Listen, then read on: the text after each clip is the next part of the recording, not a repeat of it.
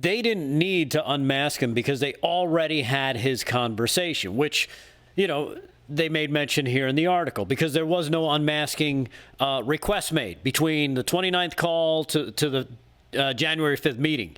How did they already have that? What were they doing? Why were they already listening to him? What happened on January 29th?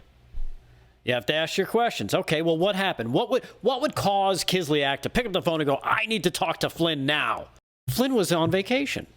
He was in the Dominican Republic. So they already knew Flynn was in the Dominican Republic. Who already knew? The FBI. They knew where he was.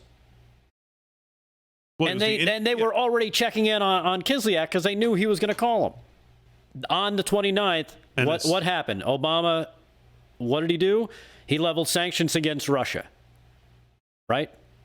Big thing.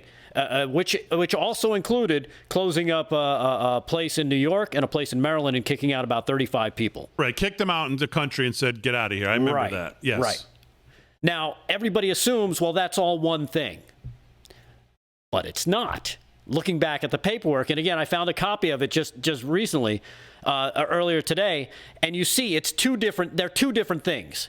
The sanctions are completely different from Obama kicking out these people, these Russians. It's a completely separate thing. It doesn't fall under sanctions.